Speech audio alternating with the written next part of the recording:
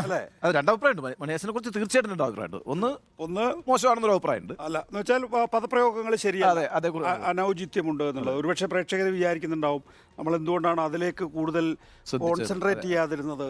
പക്ഷേ മണിയാശൻ എല്ലാ കാലഘട്ടത്തിലുള്ള അഭിമുഖങ്ങളിൽ ഇതിനെ പ്രതിരോധിക്കുകയും പാർട്ടി അത് ഒരു ഘട്ടത്തിലും വരെ ഒരു ഘട്ടം വരെ അംഗീകരിക്കുകയൊക്കെ ചെയ്തിട്ടുണ്ട്. മണിയാശന് ഒരു പോരാട്ട ചരിത്രമുണ്ട്. നിഷേധിക്കാൻ കഴിയാത്തൊരു പോരാട്ട ചരിത്രം ഉള്ള നേതാവാണ് മണിയാശാൻ എന്ന കാര്യത്തിൽ ഒരു തർക്കവും. മണിയാശാൻ നല്ല ഉണ്ണി, അതായത് ആ കാലഘട്ടത്തിലൊക്കെ തന്നെയും കമ്മ്യൂണിസ്റ്റ് പാർട്ടി വളരുക എന്നുള്ളതിനുണ്ടായിട്ടുള്ള പ്രതിരോധം ചില്ലറയല്ലല്ലോ.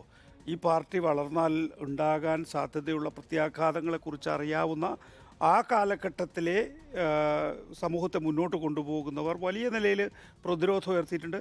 മണിയാശൻ അടക്കമുള്ള അന്നത്തെ കമ്മ്യൂണിസ്റ്റ് നേതാക്കൾക്ക് തിരിച്ചടിക്കേണ്ടി വന്നിട്ടുണ്ട്. അപ്പോൾ അതുകൊണ്ട്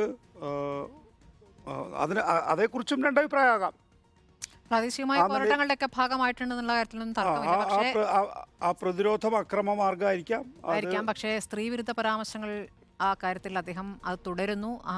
4 പെൺമക്കളുണ്ട് എന്ന് പറഞ്ഞിട്ടൊന്നും 5 പെൺമക്കളുണ്ടെന്ന് സ്ത്രീ വിരുദ്ധയാണെന്നാണ് അദ്ദേഹം പറഞ്ഞത്. ഞാൻ സ്ത്രീ വിരുദ്ധയാണെന്ന വാചകത്തിലാണ് അദ്ദേഹം മറുപടി തുടങ്ങിയത്. ഒറ്റയടിക്ക് തകർത്ത് കളഞ്ഞു. അങ്ങനെയൊന്നും തകരില്ല. അല്ല, അതല്ല, ഞാൻ ഈ പറഞ്ഞതിൽ രണ്ടഭിപ്രായമുണ്ട്. മണിയാശന്റെ കാര്യത്തിനകത്ത് പാർട്ടി അത് ഡിഫെൻഡ് ചെയ്യുന്നു, പാർട്ടിക്ക് പുറത്തുള്ളവർ അത് പാടില്ല എന്ന് പറയുന്നു. സമരം ചെയ്യുന്ന സ്ത്രീകൾ പാർട്ടിക്ക് വിരുദ്ധമായി അല്ലെങ്കിൽ പാർട്ടിയുടെ ഭാഗമല്ലെങ്കിൽ കെ രമ മാത്രമല്ല അവിടുത്തെ പെമ്പിളെ ഒരുമയെ അവരെ വളരെ മോശമായ രീതിയിലല്ലേ പറഞ്ഞു.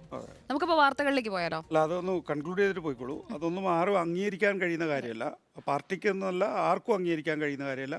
പൊതുസമൂഹത്തെ സംബന്ധിച്ചിടത്തോളം അത് അപലപനീയമാണ് അല്ലേ? അതേസമയം മണിയാശന്റെ പോരാട്ടം എന്ന് പറയുന്നത് ആ സമരത്തെ അംഗീകരിച്ചേ മുന്നോട്ട് പോകാൻ ഒരു മാസ് ലീഡറായി അവിടെ അന്നത്തെ ഇടുക്കിയെ ഇന്നത്തെ ഇടുക്കിയാക്കി മാറ്റുന്നതിന് മണിയാശനെ പോലുള്ളവരുടെ റോള് വളരെ പ്രധാനപ്പെട്ടതുമാണ്. യെസ്.